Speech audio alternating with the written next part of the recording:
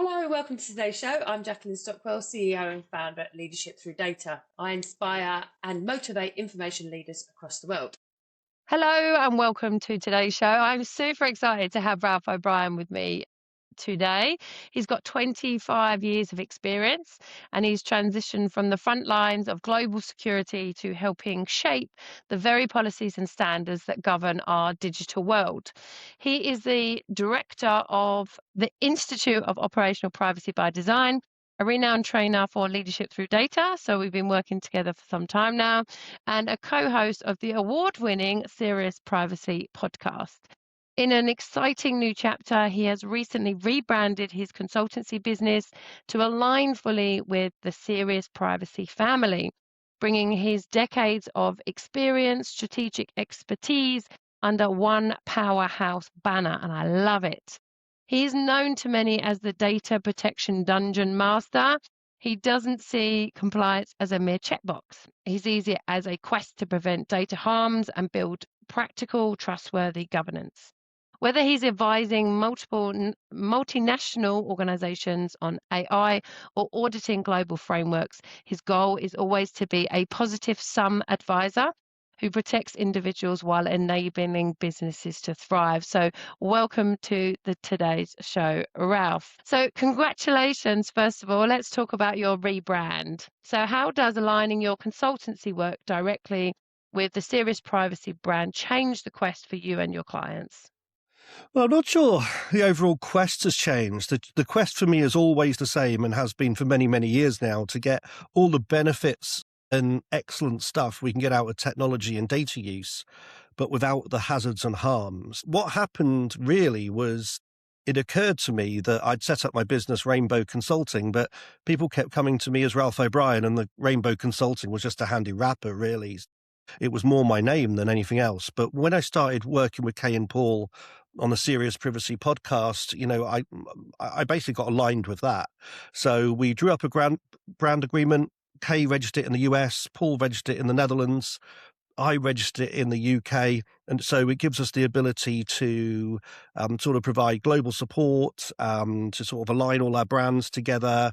And we're going to have some other exciting branded things on the way too in the future, which I can't say too much about yet. But yeah, www.seriousprivacy.co.uk. Check it out. I love that. And I just kind of want to just touch a few points on there, Ralph, because I'm a big believer about our own personal brand. So as information leaders and so I call them that, but they're privacy officers and also records managers, that we are very good at our own personal branding, for example. And our personal branding is kind of what we believe, how we show up, how we present. And what I really like, the way you described your description around Rainbow and Ralph O'Brien, is that you'd actually built your own personal brand under Ralph O'Brien, and Rainbow was the wraparound underneath it. So I actually really like that you've kind of rebranded into something associating with your podcast. But I think it's sensational, and I think it's a really good thing for us to have our own personal brand against our businesses or our consultancy firms, or even in organizations that we work with. Now, I want to talk about your mindset. So you are famous for the data protection dungeon master. So how does that RPG inspire approach help you guide boards through the monsters and the traps of the global regulations that we are adhere to? Well, first of all, you're making a big assumption that Dungeon Master refers to role-playing games. I know you too well, so. No, seriously, I mean, it's really interesting. I've been doing a lot of work recently on sort of making things more accessible and gamification and threat modeling. And actually, I'm a bit of a geek. Most people would know this about me in my real life.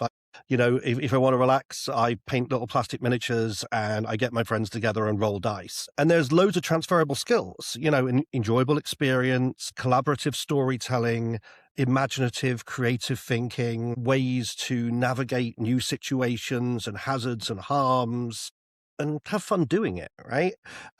So yeah, you talk about a brand, actually bringing in some of my personal life, that sort of gamification, that sort of strategic thinking, and the ability to sort of get together and work together at a problem in sort of a way of collaborative storytelling is really close to my heart.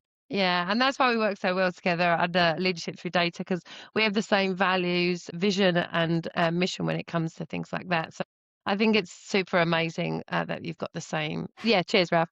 That's my neurodivergent brain coming in, not thinking about the right word. So let's talk about leadership through data. So you have mentored the generations. We've been working together, I think, for about 9 years, I think it's been. What is the biggest soft skill privacy professionals are missing when they're trying to influence the C-suite? Personally, I think we need to get out of our own way. We are so passionate about words like privacy and data protection that we almost turn ourselves into activists. We kind of turn people off if we start saying no. I've got a big presentation that I normally do about being a builder rather than a blocker, being a designer, having solutions, not problems. And I think we become more valued in the room if we're seen as a positive influence, something that adds functionality, adds features that enable trusted uses of data rather than being the Department of No. So, brakes are important, don't get me wrong, but if you want to build a fast car, you need to build good brakes, and that's a feature you're adding. You're adding functionality rather than removing it. In fact, even though I just rebranded my business as Serious Privacy, which is an American concept, I do prefer the term data protection because privacy can kind of be a zero-sum game where you're kind of saying no, but data protection law doesn't really do that. It's about saying, yes, process data, but in a way that doesn't hurt people. So you're adding controls, you're adding technical and organizational measures. So it's sort of a more interesting way of thinking about it than tick box compliance.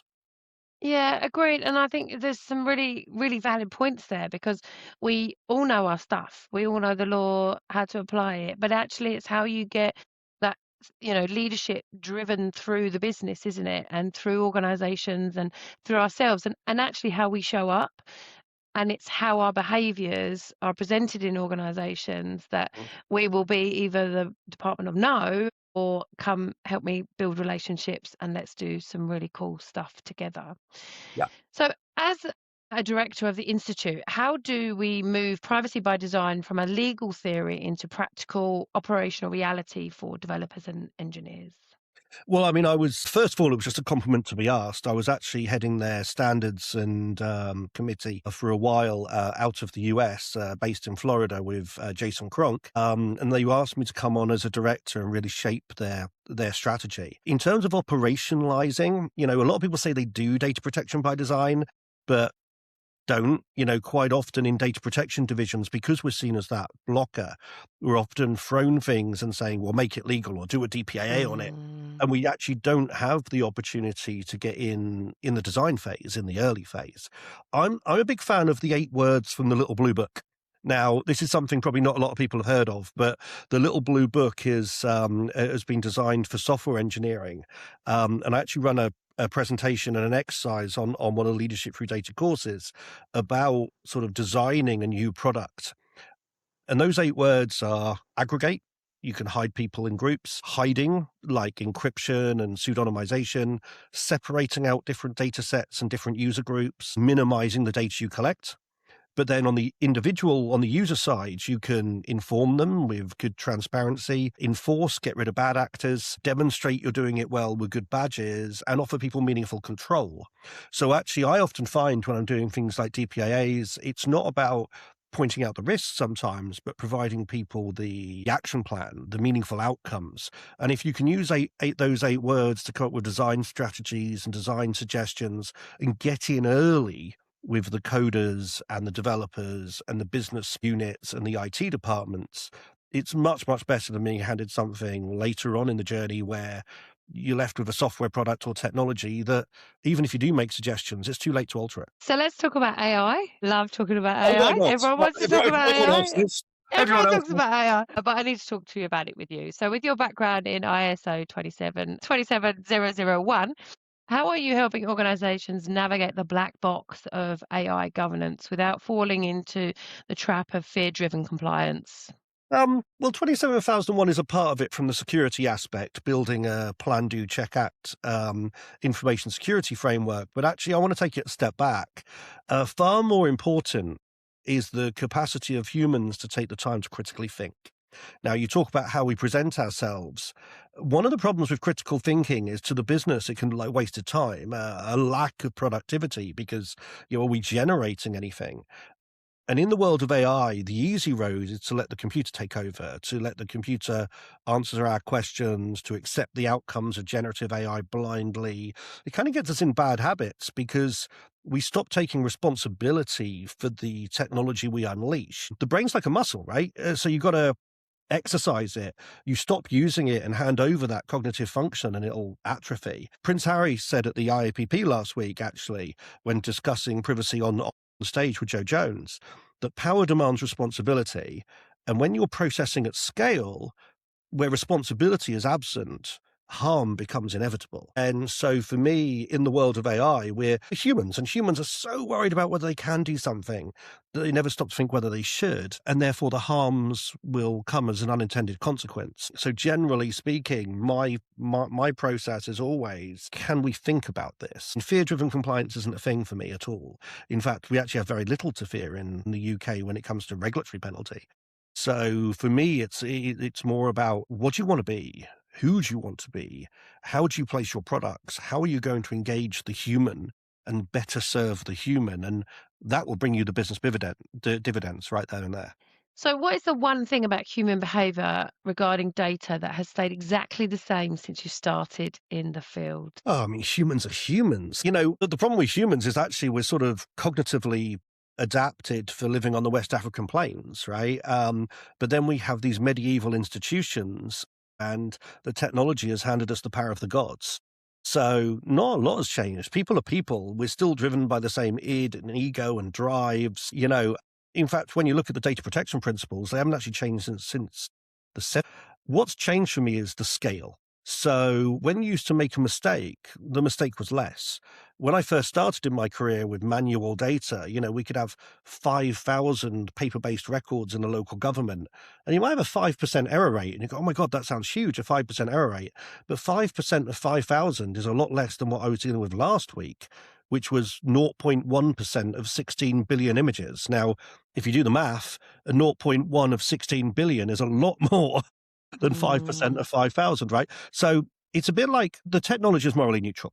The technology doesn't care what you do. The axe doesn't care if it's building a house or swiping at someone's head, right? And so it's how we use it, how we implement it, how we govern it, how we think about it. But as things become easier, we've got the capability for huge, huge benefit and huge, huge harm. So humans haven't changed. Their predilections are always the same.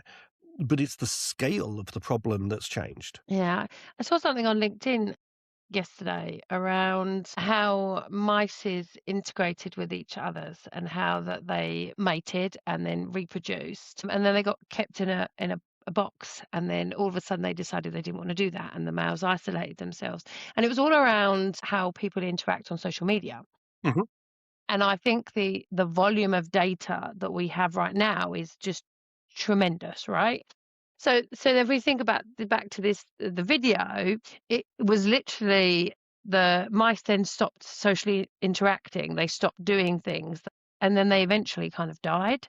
And it was more a presense around how us as humans and our behaviors have gone straight to social media, absorbed, keep going through social media, and then all of a sudden there is this push to kind of come back now, isn't there? So that's kind of the change of behavior that I've sort of seen, the platform behavior. Well, humans are tribalistic in nature. They always have been. When I was growing up at school, the neighboring town's high school were the enemy. But then if I lived in the country, and if people from the city turned up, they were the enemy. And if someone from a different county turned up, we would join together as a county, right? So if someone from a different country turned up, you join together nationally. So we are nationalistic, xenophobic people. And it's been a privilege in my life that I've managed to travel the globe and meet people from different backgrounds and realize, well, they're not that different. We're all humans with, human values. And the internet enables us to sit at home, and there is this kind of conversation like, why would I talk to my next door neighbor when I can speak to someone across the other side of the globe who shares my interests? My next door neighbor might not. But then what that leads to is the fact that we don't expose ourselves to other points of view. We become tribalistic. We become xenophobic. The internet allows us to like people who are like us and block people who aren't. And actually, one of my best friends has actually got very opposite political views than me, but we argue respectfully, very much. And I like to think we bring each other closer to the center. So I actually don't. So I actually think that once you get to know the opposition, if you like, it becomes harder to other them. So I'm a big fan of face-to-face contact. I'm a big fan of in-person, because once we get to know and once we meet people, once we can't just shut that door electronically, once we do expose ourselves to views that we might find abhorrent, then actually we can probably achieve a great level of understanding and consensus and empathy with our fellow humans, rather than just living our own little echo chambers. Yeah, I agree with that. Amazing. So you often speak about preventing data harms rather than just avoiding fines. What is this most significant hidden harm businesses aren't paying enough attention to right now? Well, fines are generally a terrible reason to do anything. I mean, you're unlikely to motivate someone with blackmail. Do this or bad things will happen.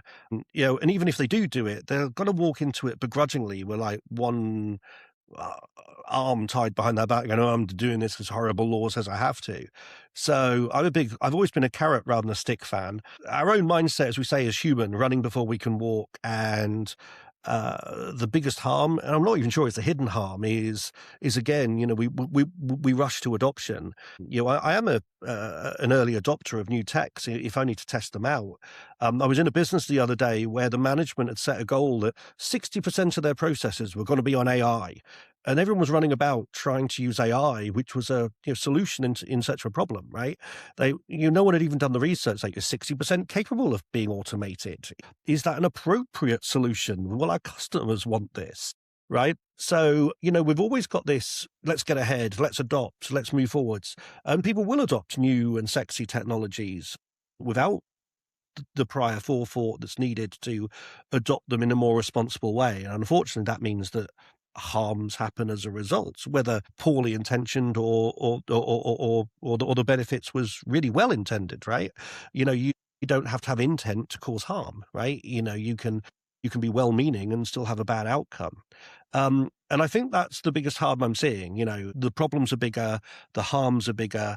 We move wholesale in without the proper forethought and research and governance. Now, I don't think that's got to be solved with regulatory penalties. I don't think, and I do believe if technology is a problem, sometimes technology can be the solution.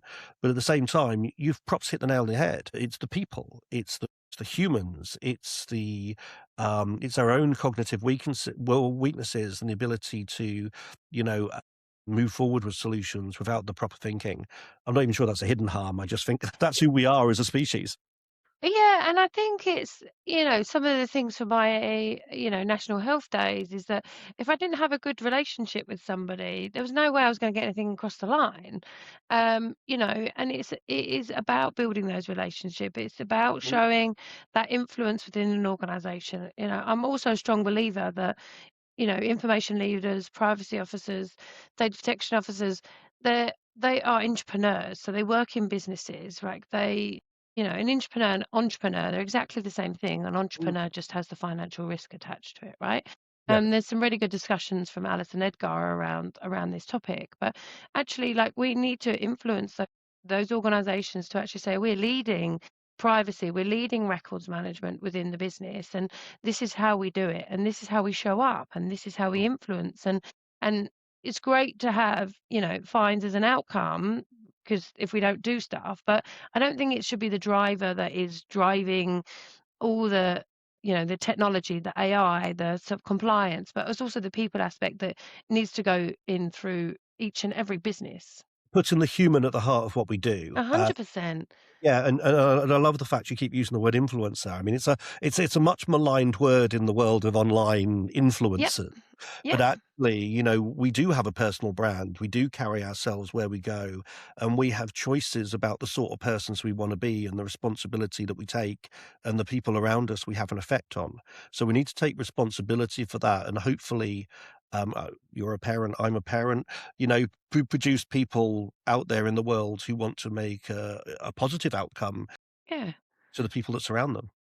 Exactly, because you're not gonna it's even when you would, like, buy a product, right? You go into a store, you buy a product, and if a customer sales representative isn't very kind to you, you're like, "Well, why would I part with my money?" It's the same thing. Like, why would somebody engage with me to get me to do extra work for information asset registers, for example, if they're not sort of forthcoming, if they're not explaining things, if they're not sitting down, if they're not taking the time with me and actually saying, "If we do this, we can achieve great things together, and these are the benefits for you." Like, that's all conversations, like, and I'm a strong believer that like 40, maybe 60% of information leaders' jobs should be around relationships and communication and how you can drive those things through the business.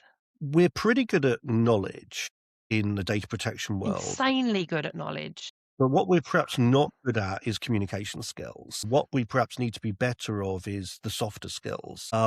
I was looking at DPIA the other day, and it was really interesting that they'd gone to all this trouble to do this almost 100-page DPIA. And then I said to someone, well, what's the outcome? And they said, what do you mean? We've done the DPIA. And I said, no, the DPIA is not the outcome. The DPIA is an artifact of evidence, but actually what the DPIA should be doing is protecting people from harm.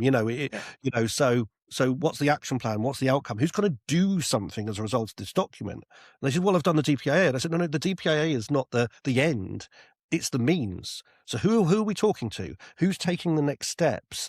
Who now needs to do something apart from this DPIA? This is not something that should just be filed and put on the shelf in case someone wants to look at it. This is something that should mean something and do something. And that means that you have to go out there and make sure that the people around you are working with you and for you. Because otherwise, you've just wasted everybody's time, including your own. 100%. And time, I always say time is a golden nugget. And actually, most of us are doing jobs we shouldn't be doing. We're doing other people's jobs. So it's that time management thing as well. If we spent more time doing the stuff that we should be doing, like influencing organizations and getting stuff over the line, that we'd actually get what we need to be done without that sort of burnout rate. So last question from me, Ralph. If you could give one piece of advice to a CEO who currently feels trapped in a data protection dungeon, what would that be? Well, at the risk of being self-promoting, give me a call. Available at reasonable rates, as you say. No, we're not bad guides. We've talked about the fact that we do need to promote ourselves better and perhaps communicate better. But, if we're talking about the metaphor of your dungeon and your RPG, let's face it, all of the good fantasy stories need a guide or a friendly wizard to put them on the right path, right? Somebody who is going to be the source of wisdom and who can ultimately let them go on to be the heroes of their own story, but at the same time be that comforting sideline blanket and that element there which can help put them on the path to their own adventure and their own glory, and who can help them to maximize the benefits and minimize the harm. I mean, it can be win-win. It's not profit versus privacy. It's profit through good data protection practices at the end of the day.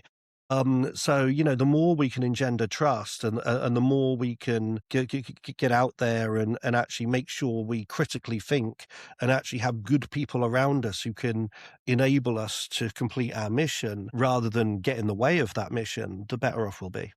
Thank you so much for your time. It's been incredible. How can listeners reach out to you, Ralph, if they want to know any more? Well, I think I mentioned the new website earlier, seriousprivacy.co.uk, or just Ralph at seriousprivacy.co.uk, or reach out on LinkedIn or Blue Sky at IGR O'Brien. Listen to the Serious Privacy podcast, and of course, I'll be on Leadership Through Data courses as well in the future. Amazing. Cheers so much, Ralph. Thank you. Pleasure is all mine. Thank you for listening to the Journals of the Information Entrepreneur with me, Jacqueline Stockwell. I hope you found this episode inspiring and helpful and have some takeaway tips that can be useful to you. If you liked this episode, please like, review and share it with your friends. Your support helps us reach more information leaders to stay inspired and listen to great content. Want to test out your strengths and weaknesses and measure it against our Empower framework? please complete the scorecard. It's a great way to improve and evaluate your skills. You can find the scorecard at the end of the description of this podcast. Stay tuned for a new podcast every Thursday, and remember to be bold, be brave, and be beautiful.